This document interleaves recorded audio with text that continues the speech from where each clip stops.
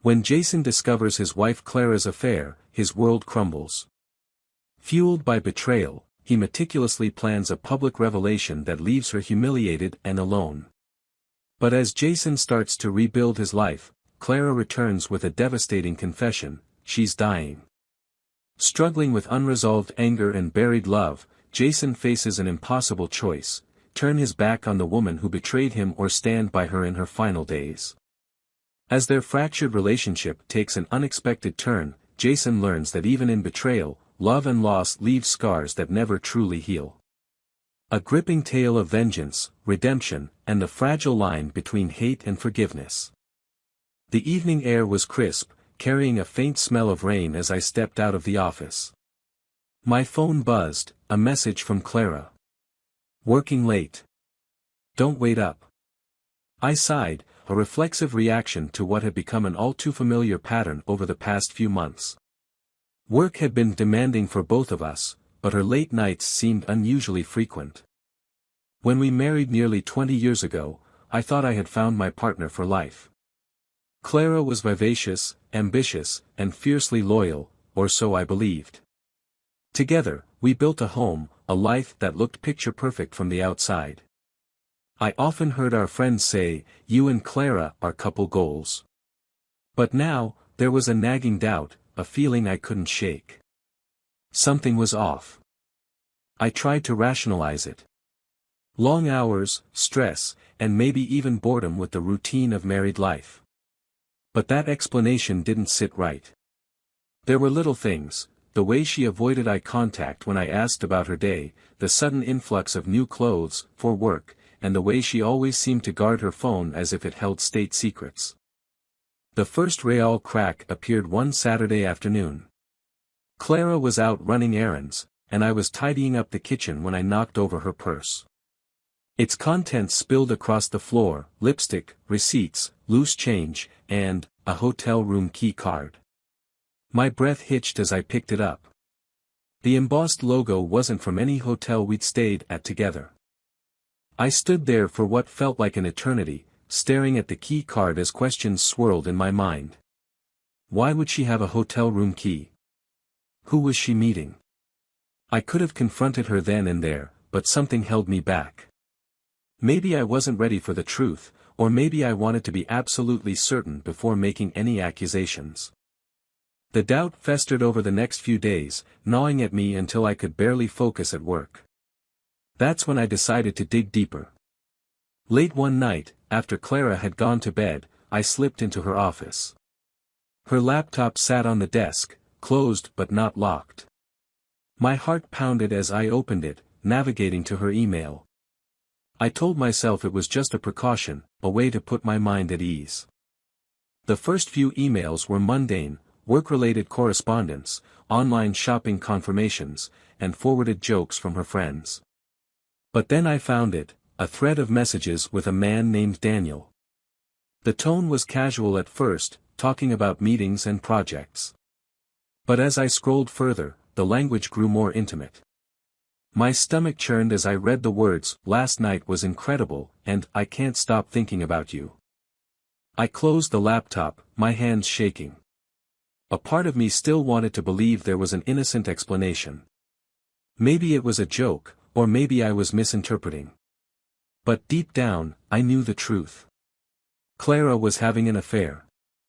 The next morning, she acted as if nothing was wrong. She kissed me on the cheek before leaving for work, completely unaware of what I had discovered. I spent the day in a fog, replaying the emails in my mind. How long had this been going on?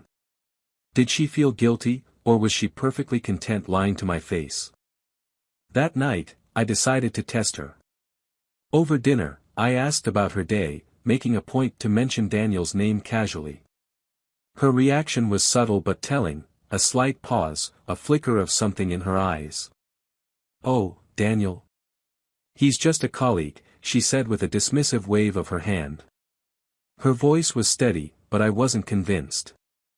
As the days went on, I became more observant. Every late night, every unexplained trip, every vague excuse added to the pile of evidence. My trust in her, once unshakable, was crumbling. I felt like a stranger in my own home, pretending everything was fine while my mind raced with suspicion. The turning point came 2 weeks later. Clara had another work trip, and as usual, she was cagey about the details. After she left, I installed a tracking app on her phone. It felt invasive, wrong even, but I needed answers. Over the next 3 days, I watched as her location pinged from her office to a restaurant, then to a hotel, and finally to a suburban house I didn't recognize. It was clear now. There was no denying it. Clara was cheating on me. I waited until she returned from her trip to confront her. She walked through the door, cheerful and unburdened, and greeted me with a smile. "Miss me?" she asked, setting her bag down by the door. "Always," I replied, masking my anger with a forced grin. Inside, I was seething. That night, as she slept beside me, I stared at the ceiling, replaying every moment of our marriage. The laughter, the arguments, the promises we made. I wanted to scream, to shake her awake and demand an explanation. But I didn't. I needed a plan. Confronting her without proof would only give her the chance to lie her way out. Revenge, I decided, would be my way forward. Not out of spite, but out of a need to reclaim my dignity. If Clara thought she could betray me and get away with it, she was sorely mistaken. I would expose her, not just to myself, but to the world. And when I was done, she would realize the cost of her betrayal. The days that followed were a whirlwind of planning and preparation. I'd spent enough sleepless nights wrestling with anger and confusion. Now, it was time to act. If Clara was living a double life, I would expose it, and her, on my terms. First, I needed evidence that left no room for denial. The tracking app I'd installed on her phone had already proven fruitful, showing me the exact locations she frequented during her so-called work trips. But I needed something concrete, something irrefutable. So, I contacted a private investigator. Paul Daniels was a no-nonsense man with a reputation for thoroughness. I laid everything out for him, the late nights, the hotel key card, the emails, and the tracking app data. He listened without judgment, nodding as I spoke. When I finished, he leaned back in his chair, his eyes narrowing. "This kind of thing happens more often than you'd think," he said, scribbling notes. "If she's meeting this guy regularly, we'll get you the proof you need. Photos, timestamps, the works." I felt a surge of relief. For the first time in weeks, I wasn't carrying this burden alone. Paul assured me he'd start immediately, and I left his office with a renewed sense of purpose. If Clara thought she was clever, she was about to learn otherwise. Meanwhile, I maintained the facade of a devoted husband. Every morning, I kissed her goodbye as she left for work. Every evening, I asked about her day, feigning interest in her increasingly vague stories. It wasn't easy. Each lie she told was another twist of the knife, but I swallowed my anger and bided my time. Paul's updates came in steadily over the next few weeks. Clara's pattern was predictable: a dinner here, a weekend getaway there, always with the same man, Daniel. The photos he sent me confirmed what I already knew but hadn't wanted to believe. There she was, laughing, holding his hand, leaning in for a kiss. The intimacy between them was undeniable.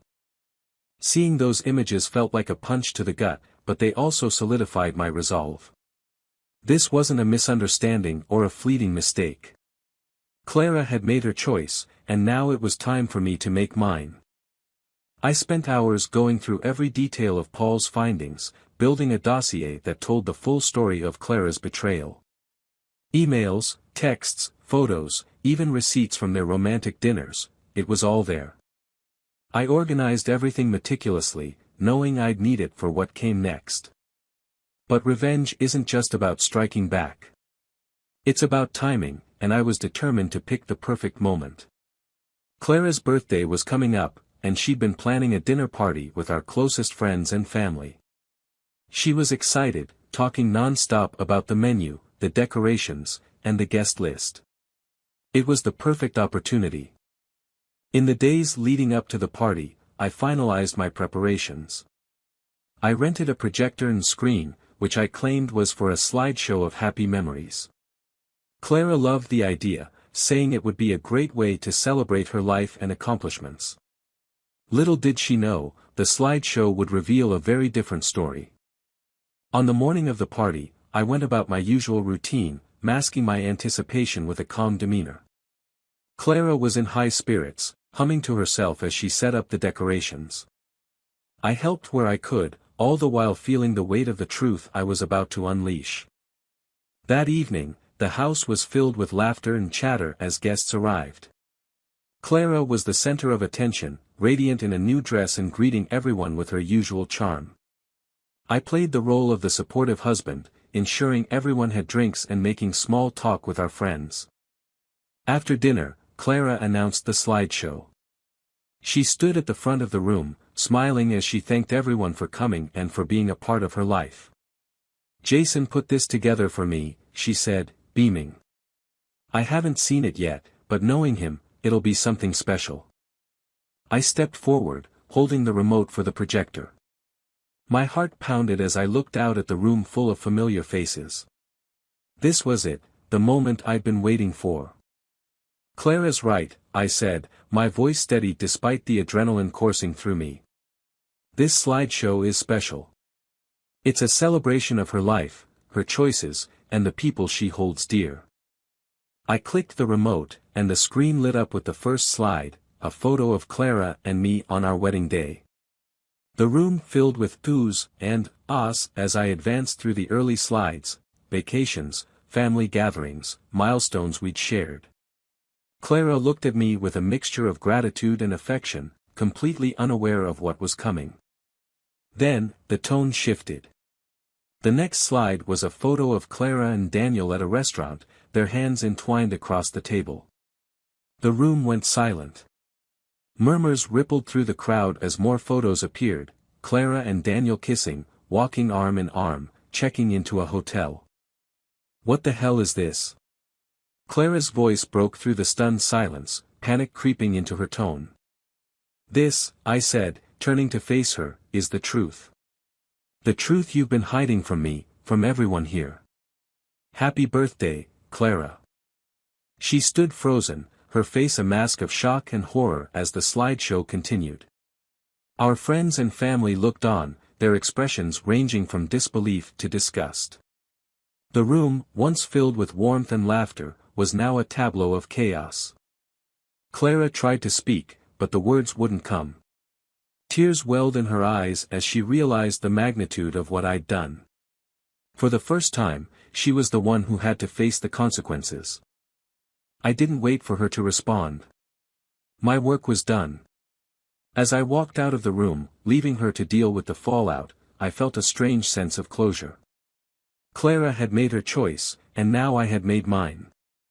The house was unnervingly quiet the next morning. I woke up early, though I wasn't sure why, habit, maybe, or the lingering adrenaline from the previous night. Clara's side of the bed was empty, the sheets neatly tucked as if she hadn't returned to it at all. For a brief moment, I wondered if she'd even stayed in the house, but the faint scent of her perfume in the hallway told me otherwise. I didn't feel victorious. Not yet. What I'd done last night was necessary, but it wasn't satisfying. Betrayal doesn't offer the clean break you hope for. Instead, it leaves an ugly residue, questions, doubts, and the echo of what could have been. As I made coffee, the events of the party replayed in my mind. Clara's face, frozen in horror as the slideshow exposed her lies. The murmurs of disbelief from our friends and family. The sharp sting of her tearful, desperate pleas as I walked out the door. "Jason, wait. Please. Let me explain," she'd shouted, her voice cracking as she stumbled after me. But I hadn't waited. I had nothing left to say to her then. And now, as the sun crept through the windows, I felt the weight of what came next. I'd delivered my justice, but the fallout was far from over. The sound of shuffling feet broke the stillness. Clara appeared in the doorway, her eyes puffy and red. She looked at me like she was unsure if she was allowed to speak. "Good morning," I said, my voice as neutral as I could manage. She hesitated, her lips trembling. "Jason, can we talk?" I poured myself a cup of coffee, then motioned toward the table. "Go ahead." She sat down, wringing her hands nervously. "I don't even know where to start," she said, her voice barely above a whisper. "I'm so sorry for what I've done.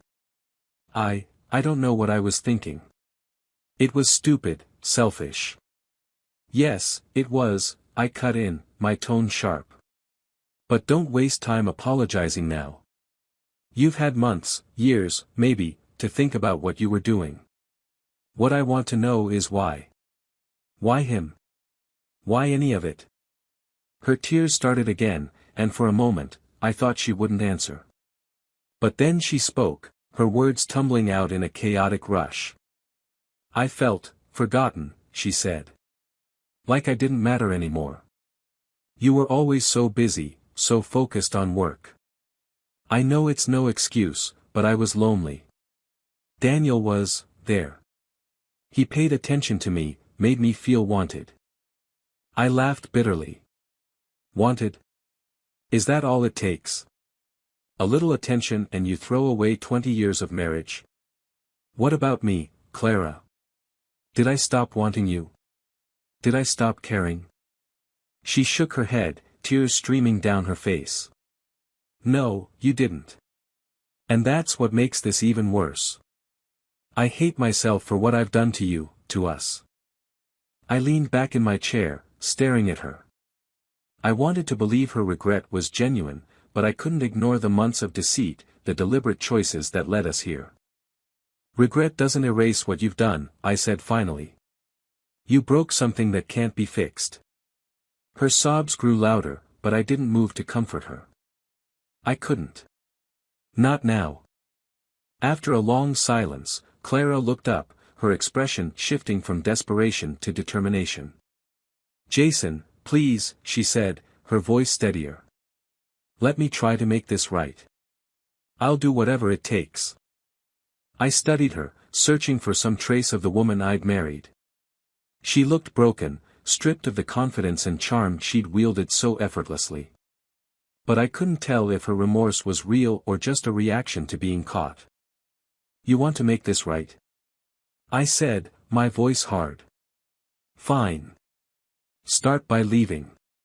Pack your things and go. I need space to figure out what happens next." Her face crumpled, but she nodded. "Okay," she whispered. "If that's what you need." It took her most of the day to gather her belongings. I watched from the sidelines, unwilling to help but unable to look away. She moved like a shadow, her usual energy drained, as she filled box after box with the remnants of her life here. By evening, the house was emptier, quieter, a hollow shell of what it had once been. As she loaded the last box into her car, she turned to me one final time. "I love you, Jason," she said, her voice breaking. "I know I've ruined everything, but I'll never stop loving you." I didn't respond. I couldn't. Instead, I stood in the doorway and watched her drive away, the taillights of her car disappearing into the distance. When she was gone, I sank into the couch, exhaustion crashing over me. For the first time in weeks, the house was completely silent. No lies, no tension, just quiet. But it didn't feel peaceful. It felt empty. I stayed there for hours, replaying the moments that had brought me here. The discovery of the hotel key card. The late-night emails. The slideshow. Clara's tearful apologies. None of it felt real, and yet it was. This was my life now. I didn't sleep much that night. Every time I closed my eyes, I saw her face, sometimes from the early days of our marriage, filled with love and laughter, and sometimes from last night, crumpled with guilt and sorrow. I didn't know which version of her was real anymore. Morning came too quickly, dragging me back into the harsh reality of what had to be done. There were lawyers to call, accounts to separate, a life to untangle from hers. It would be messy, painful, and exhausting, but it was necessary. As I picked up the phone to make the first of many calls, I realized something: I wasn't just ending a marriage. I was starting over. It was terrifying, but it was also a chance to rebuild, to find myself again. And this time, I wouldn't let anyone take that away from me. Weeks turned into months as I pieced my life back together.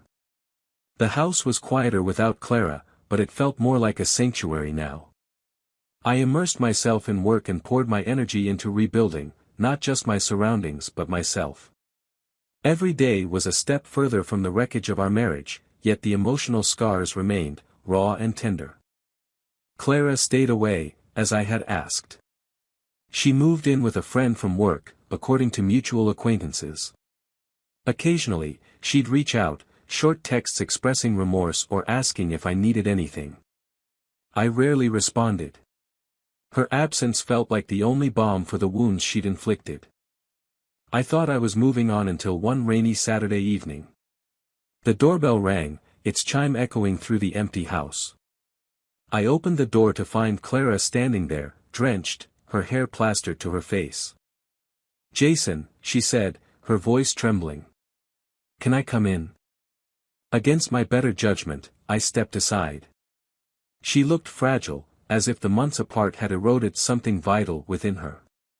She clutched a folder in her hands, her knuckles white against the manila paper. "I need to talk to you," she said, her eyes pleading. "Please, just listen." I crossed my arms, leaning against the doorway to the living room. "Say what you need to say." She placed the folder on the coffee table and sat down, her movements slow and deliberate. "I've been seeing a therapist," she began. "Trying to understand why I did what I did. Why I ruined everything." I didn't interrupt, though I didn't sit either. She took a deep breath before continuing. "I realized I've been running from something for a long time," she said, her voice breaking. "And it's not just about us. It's about me, my past, the things I never dealt with." She opened the folder, revealing medical documents, test results, and what looked like a handwritten letter. She slid the folder toward me. "This is why I'm here." Reluctantly, I sat and picked up the papers.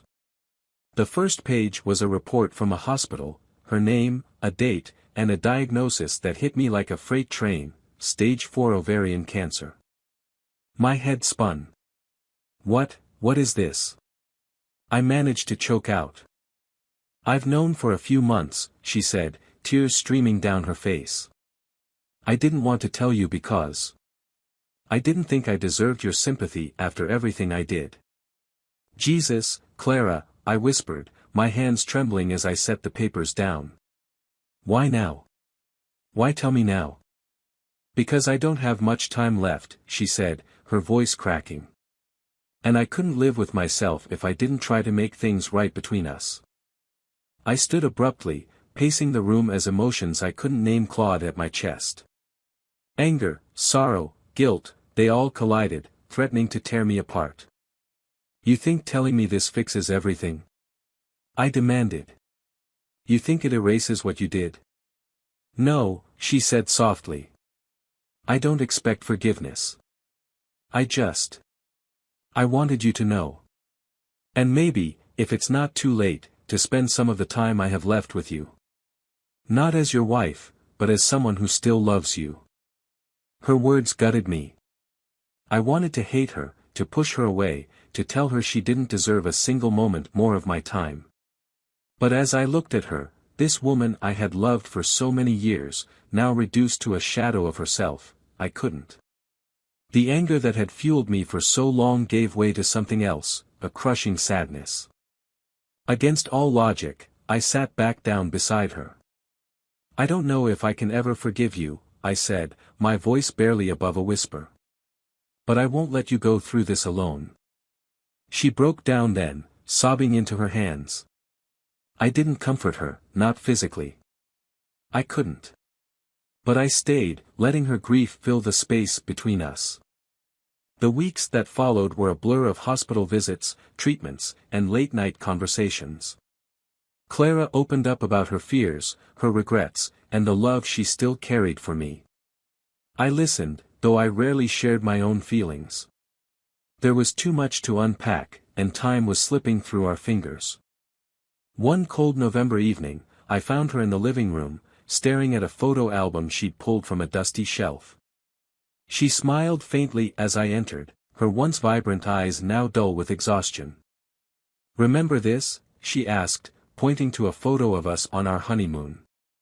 We looked so young, so blissfully unaware of what lay ahead. "I remember," I said, sitting beside her. For the first time in months, I felt a pang of something like warmth. Not forgiveness, exactly, but a faint echo of the bond we'd once shared. As the days grew shorter, so did her strength. By Christmas, she was confined to a hospital bed, her body frail but her spirit stubbornly clinging to life. I visited every day, sitting by her side as the machines around her hummed and beeped. On New Year's Eve, as the world celebrated new beginnings, Clara took her last breath. I was holding her hand, the weight of her departure settling over me like a storm cloud. She was gone, and with her, the chance for true reconciliation. In the end, there were no grand declarations of forgiveness, no dramatic reunions. Just a quiet, tragic end to a love story that had unraveled long before her final days. As I left the hospital that night, the streets glittering with fireworks, I realized I was truly alone. Clara's betrayal had broken me, but her death left a void I didn't know how to fill. Life moved on, as it always does, but I carried her memory, both the good and the bad, like a scar on my soul. And as much as I wanted to forget, I knew I never would.